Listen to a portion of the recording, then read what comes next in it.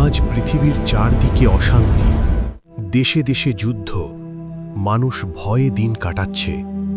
কেউ জানে না আগামীকাল কি হবে। তৃতীয় বিশ্বযুদ্ধের আশঙ্কা দিন দিন বাড়ছে। কিন্তু এই অন্ধকারের মধ্যেই এক আলো দেখা যাচ্ছে। সেই আলো হলেন সন্ত রামপালজি মহারাজ, যিনি শুধু ভারতের নয়, পুরো বিশ্বের শান্তির জন্য চিন্তা করেন। অনেক মহাপুরুষ ভবিষ্যৎবাণী করেছেন, এক মহান সন্তই বিশ্বযুদ্ধ থামাতে পারবেন। 1, 2 ও 3 মে এক বিশাল সমাগম আয়োজন করছেন সন্ত রামপালজি মহারাজ।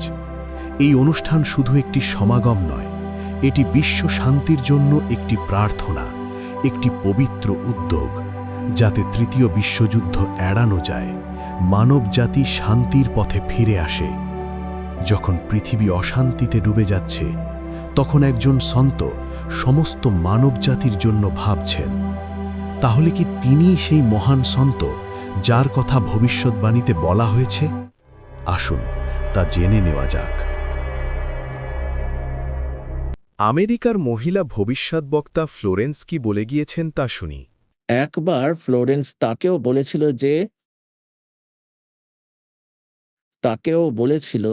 যে ডক্টর, সেই সময় দ্রুত এগিয়ে আসছে যখন সমাজ শাসক রাজনীতিবিদদের চেয়েও আপনার মতো সমাজকর্মীদের কথা বেশি মনোযোগ সহকারে শুনবে।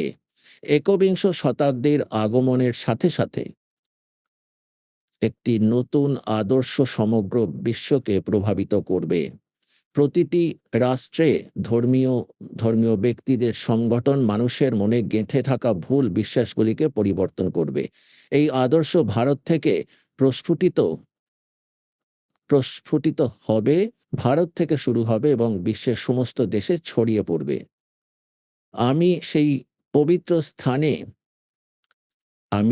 পবিত্র স্থানে একজন মহান তপস্বীকে দেখতে পাচ্ছি, যার তেজ খুব দ্রুত ছড়িয়ে পড়ছে। মানুষের মধ্যে ঘুমন্ত দেবতাকে জাগিয়ে তুলতে এবং পৃথিবীকে স্বর্গের মতো বানানোর জন্য সেই সন্ত দিনরাত চেষ্টা করছেন। একজন সাংবাদিক 1964 সালে ফ্লোরেন্সকে জিজ্ঞেস করেছিলেন যে তিনি কি বিশ্বের ভবিষ্যৎ বলতে পারবেন। ফ্লোরেন্স উত্তর দিয়েছিল 1980 সালে ঘটবে। এটা হবে 1980 সালে, সবকিছু ঠিক বলেছিলেন।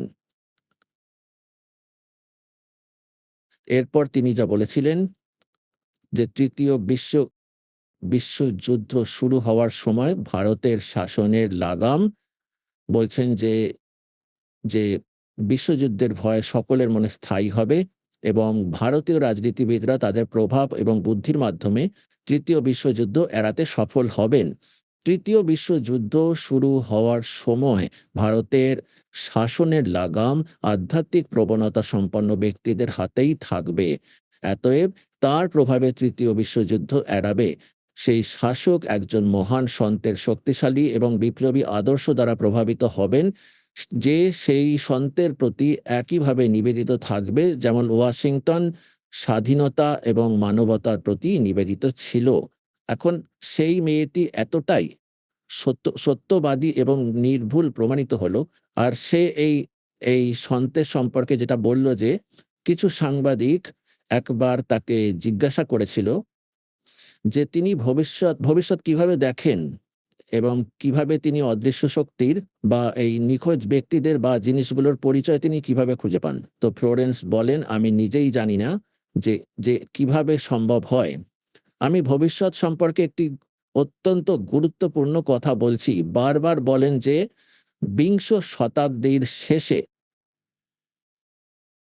ভারতবর্ষে 1997 সালের দিকে একটি আলোর আবির্ভাব ঘটবে।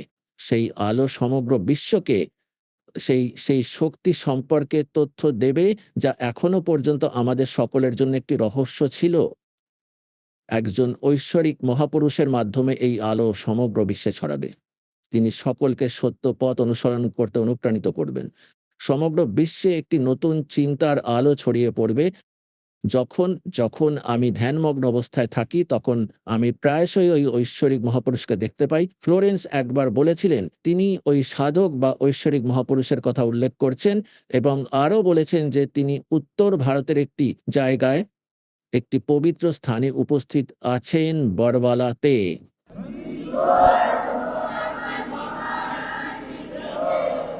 এবার আপনারা চিন্তা করে দেখুন পুণ্যাত্মারা, কে সেই দাস?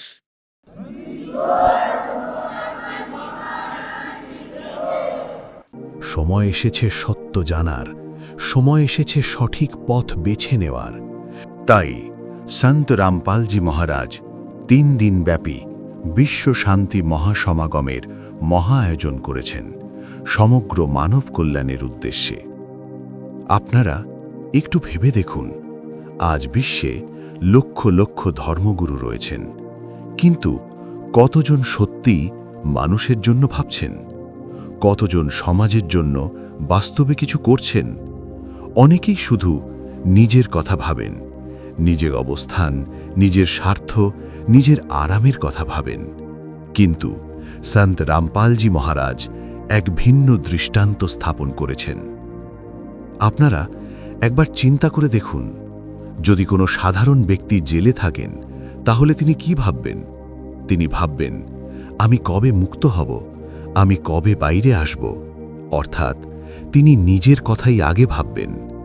কিন্তু সন্ত রামপালজি মহারাজ জেলে থেকেও নিজের নয়, সমস্ত মানব জাতির কল্যাণের কথা ভাবছেন। তিনি শুধু সমাগমের আয়োজনই করছেন না, সমাজ কল্যাণের জন্য করছেন বহু মহান কাজ।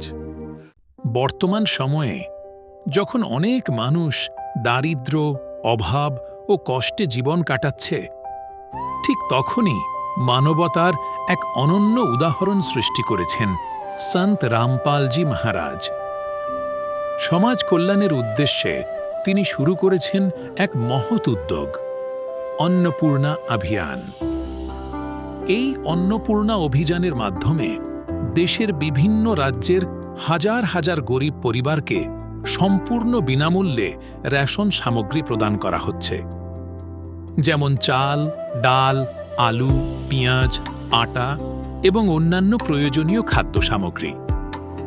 শুধু তাই নয়, যাদের নিজের বাড়ি নেই, যাদের মাথা গোজার মতো আশ্রয় নেই, তাদের জন্যও সন্ত রামপালজি মহারাজ সম্পূর্ণ বিনামূল্যে বাড়ি নির্মাণ করে দিচ্ছেন। বন্ধুরা, কয়েক বছর আগে পাঞ্জাব এবং হরিয়ানা রাজ্যে ভয়াবহ বন্যা হয়েছিল। সেই সময় 500-ও বেশি গ্রাম জলের নিচে ডুবে গিয়েছিল। কৃষকদের ফসল ও জমি সম্পূর্ণ নষ্ট হয়ে গিয়েছিল। এমন কঠিন পরিস্থিতিতে আবারও মানবতার দৃষ্টান্ত স্থাপন করেন সন্ত রামপালজি মহারাজ। অন্নপূর্ণা অভিযানের মাধ্যমে তিনি কৃষকদের জন্য কোটি কোটি টাকার পাইপ, মোটর এবং কৃষি সরঞ্জাম প্রদান করেন সম্পূর্ণ বিনামূল্যে। এই সাহায্যের ফলে বহু গ্রামের মানুষ আবার নতুন করে চাষাবাদ শুরু করতে সক্ষম হন। এই মহান কাজের জন্য বহু গ্রামের মানুষ একত্রিত হয়ে সন্ত রামপালজি মহারাজকে বিভিন্ন সম্মানে সম্মানিত করেছেন, যেমন কৃষক রত্ন সম্মান, জীবন রক্ষক সম্মান, কিষাণ মসিহা সম্মান এবং আরও অনেক সম্মাননা। তাহলে আপনি নিজেই ভাবুন, যিনি মানুষের ক্ষুধা নিবারণ করছেন, গৃহহীনদের ঘর দিচ্ছেন, বিপদে পড়া কৃষকদের সাহায্য করছেন, তিনি কি একজন সাধারণ সন্ত হতে পারেন? তার আশ্রমে নিয়মিতভাবে অনুষ্ঠিত হয় রক্তদান শিবির, যৌতুকমুক্ত বিবাহ, চক্ষু পরীক্ষা শিবির, দন্ত চিকিৎসা সেবা, আধ্যাত্মিক প্রদর্শনী এবং বিশাল ভাণ্ডারা। আর সবচেয়ে বড় কথা, এসব সেবা সম্পূর্ণ বিনামূল্যে প্রদান করা হয়।